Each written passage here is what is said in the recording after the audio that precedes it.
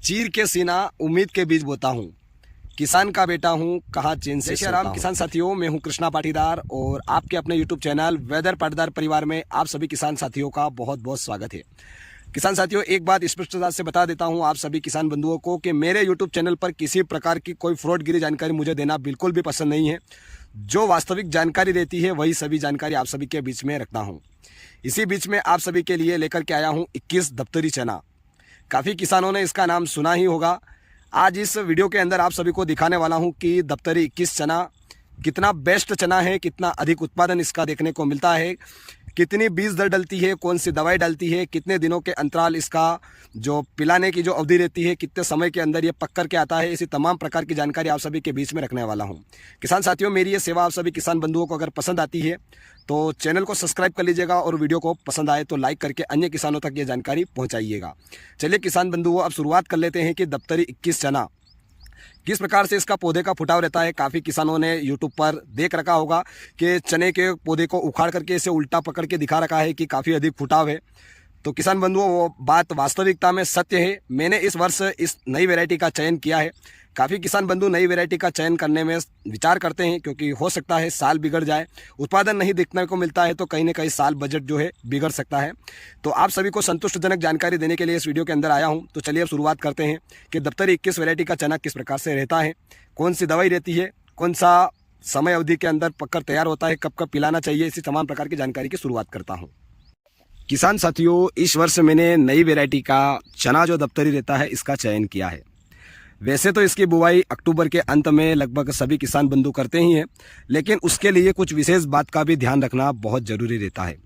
किसान साथियों, अगर आप दफ्तरी 21 चना या कोई सी भी फसल लगाते हैं तो उसकी अच्छी जुताई करना बेहद अधिक महत्वपूर्ण रहता है, क्योंकि कई किसान बंधुओं के यहाँ चने जो रहते हैं वो सूखने लगते हैं, यानी कि कहीं ना कहीं जब फल फूल आते हैं उस समय पौधा पूरी तरह से सूख जाता है। किसान साथियों, उसके लिए हमें अच्छी गहरी जुताई करना बेहद अच्छा रहता है, जिससे कि जो सूखने की जो समस्या रहती है वो काफ़ी हद तक कम हो जाती है। उसी के साथ में किसान साथियों, जो अभी मेरे खेत पर आप चने देख रहे हैं, मैंने इस वर्ष यानी 2026 में जो चने की जो बीज दर रहती है पहले आप सभी को वो बता देता हूँ। तो मैंने इस वर्ष 8 से 9 किलो बीघा हमारे इधर 80 कड़े का एक बीघा रहता है, उसके अंदर मैंने 8 से 9 किलो बीघे की बीज दर की इसको मात्रा रखा है। कुछ किसान बंधु 10 से 12 किलो भी रखते हैं, लेकिन विशेष तौर पर इसकी खासियत ये है किसान बंधुओं कि अगर आप कम मात्रा में भी अगर बीज दर डाल देते हैं तो इसका नुकसान नहीं देखने को मिलेगा। ये बात मैं गारंटी से लिख के बोल सकता हूँ। इसका मुख्य कारण ये है किसान साथियों, क्योंकि ये जो पौधा जो ग्रोथ करता है वो बिल्कुल जड़ के अंदर से करता है। देख सकते हैं ये मेरे खुद के खेत का है और कितना अधिक फुटाव इसके अंदर देखने को मिल पा रहा है, ये देखिए। तो आप बीज दर का विशेष ध्यान रखें। बीज दर अगर हो सके तो 8 से 11 किलो के बीच में ही इसको बीज दर, जो बीज डालने की जो अपन बुवाई करते हैं उसका ध्यान रखें। अब बात कर लेते हैं किसान साथियों इसके अंदर खाद की। काफ़ी किसान बंधु तमाम प्रकार के नए नए मार्केट में खाद है, सब किसान बंधु अपनी विवेकता से अनुसार डालते ही हैं, लेकिन मैंने इसके अंदर जो खाद डाला है, सबसे बेस्ट खाद की अगर बात करूं जो मैंने डाल रखा है, बाकी सभी किसान बंधुओं की चॉइस अलग अलग रहती है। मैंने इसके अंदर NPK 12-32-16 खाद का प्रयोग किया है, जो एक बीघा में लगभग मान के चलिए 30 किलो के आसपास मैंने इसको डाल रखा है। कुछ किसान बंधु यूरिया भी डालते हैं, सल्फर भी डालते हैं, सभी किसान बंधुओं की अलग अलग चॉइस रहती है, लेकिन जो मैंने डाल रखा है वही बात आप सभी किसान बंधुओं को बता रहा हूँ। तो ये बात हो गई खाद की। अब किसान बंधुओं, इसके अंदर जब पानी पिलाने की जो विशेष तौर पर सभी किसान बंधु जो गलती करते हैं वो है कि पानी पिलाने में जल्दबाजी कर लेते हैं, या यूँ समझ के चलिएगा कि अधिक मात्रा में पिला देते हैं। तो किसान बंधु, मैंने इसको सिर्फ अभी 2 बार ही पिलाया है, यानी कि जब मैंने इसकी बुवाई करी थी उस समय इसको पिलाया दिया था। उसके बाद में करीब करीब मैंने 25 से 28 दिन के बीच में इसको दूसरी बार पिलाया था। जब इसके अंदर 35 दिन की फूल की अवस्था हो जाती है, 35 दिन के बाद इसके अंदर फूल आना प्रारंभ हो जाते हैं, उस समय इसको पिला देना बेहद अच्छा रहता है। अधिक मात्रा में भी नहीं पिलाना चाहिए। उसके लिए फ़ायदा ये रहेगा कि अगर आप ज़्यादा पिलाएंगे तो किसान साथियों ये पौधा जो है कहीं ना कहीं ऊपर की साइड ग्रोथ करेगा और अपना पौधा जो रहेगा वो कहीं ना कहीं फुटाव का काम कम कर देगा। तो आप इस बात का ध्यान रखिएगा। इसको अधिक मात्रा में भी ना पिलाएं। ये मुश्किल से 4 पानी या 5 पानी अगर किसी के पास होता है तो पिला सकते हैं, वरना 4 पानी में भी ये पककर तैयार हो जाता है। इसकी समयावधि की अगर बात करूं किसान साथियों, तो ये लगभग अच्छा क्लाइमेट अगर रहता है तो 105 दिन में ये इसका कटिंग हार्वेस्टिंग हो जाती है किसान साथियों। और अगर थोड़ा बहुत क्लाइमेट ऊपर नीचे होता है तो ये यूँ मान के चलिए 5 दिन अधिक ले सकता है, यानी 110 दिन में पककर तैयार होता है। तो किसान साथियों, ये बात पिलाने की हो गई, खाद की भी हो गई। अब मैं आपको बता देता हूँ इसके अंदर स्प्रे। किसान साथियों, इसके अंदर स्प्रे मैंने एक बार किया है और दूसरी बार भी करूँगा, वो भी आपको बता देता हूँ। पहली बार मैंने इसका स्प्रे जो किया है वो जब इसके अंदर इस प्रकार से फूल आने स्टार्ट हो चुके हैं, उस समय मैंने इसके अंदर फेंटेक प्लस बेहद अच्छा जो टॉनिक रहता है उसका इस्तेमाल किया है किसान साथियों, जो 50 ml प्रति बीघा के हिसाब से मैंने इसका इस्तेमाल किया है।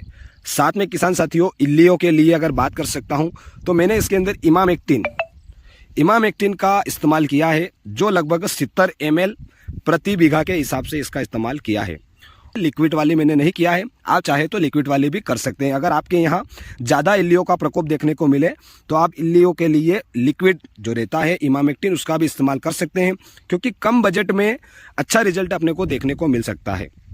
अब दूसरी बार इसका किसान साथियों, जब ये फूल दिखाई दे रहा है, फूल से जब फल बन जाएगा उसी समय मैं इसके अंदर दूसरा स्प्रे करूँगा, जिससे कि कहीं ना कहीं जो इल्लियाँ रहती है, जो अपने जो दाना रहता है उसको दाने के खाने के लिए जो जाती है, उसके ऊपर रोक लग सकती है।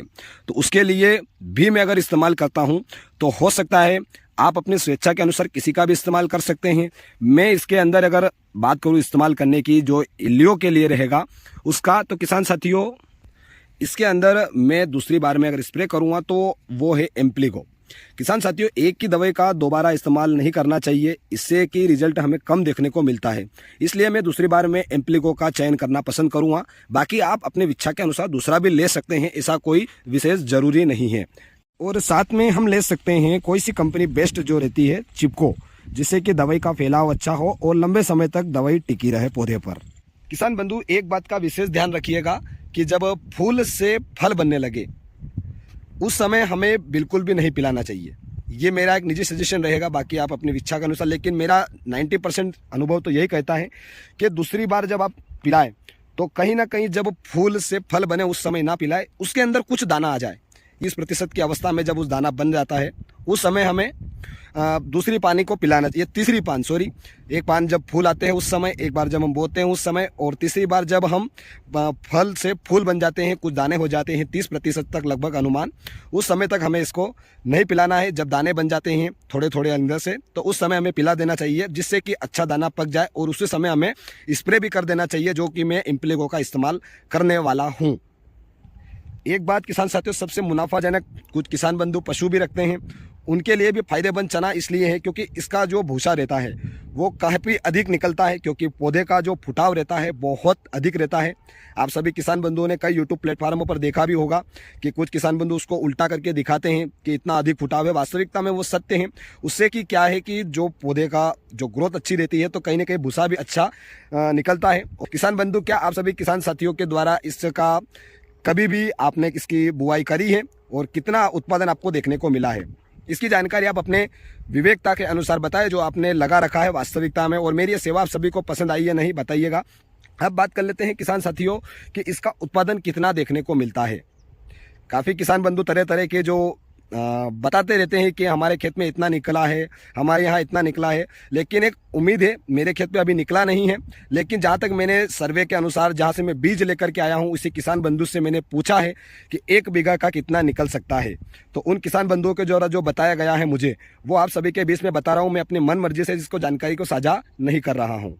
तो किसान साथियों, एक बात और भी इसके अंदर शामिल होती है कि बेट, कुछ किसान बंधु इसको बेट पर छुपवाते भी हैं मजदूर के द्वारा। उसका जो उत्पादन रहता है एक देखने को मिला है, काफ़ी किसान बंधु को देखने को मिला होगा। और जहाँ तक मुझे बताया गया है वो जानकारी बता रहा हूँ, 7 क्विंटल बीघा के हिसाब से इसका उत्पादन बेट पर देखने को मिला है। यानी जो लहसुन की बेट की अपन पद्धति अपन इस्तेमाल करते हैं उसके ऊपर उसका 7 क्विंटल बीघा का उत्पादन देखने को मिला है। और नॉर्मल जो हम सभी सामान अगर कैटेगरी में रखकर उसको अगर बुआई दर करते हैं तो इसका उत्पादन 5 क्विंटल के आसपास देखने को मिलता है। किसान बंधुओं, एक बात, क्लाइमेट अगर ऊपर नीचे थोड़ा बहुत भी होता है, जैसे इस वर्ष थोड़ा क्लाइमेट बदला हुआ है, मुझे उम्मीद है कहीं ना कहीं 5 दिन लेट ही फसल पककर तैयार होगी, तो कहीं ना कहीं थोड़ा बहुत क्लाइमेट का इफेक्ट भी जरूर देखने को मिलता है, तो थोड़ा बहुत ऊपर नीचे दिन होते हैं। अब पिलाने की अगर बात कर सकता हूँ किसान साथियों, तो ये 4 पानी या 5 पानी में पककर तैयार हो जाता है। इसमें अधिक मात्रा में लहसुन जितना, प्याज जितना पानी की आवश्यकता नहीं रहती है। 4 पानी या 5 पानी में पककर भी तैयार हो जाता है। तो जय श्री राम किसान साथियों, ये मेरी सेवा आप सभी को कैसी लगी कमेंट्स के माध्यम से जरूर बताइएगा, और इस सेवा को स्वीकार करते हुए लाइक का बटन अवश्य दबाइएगा।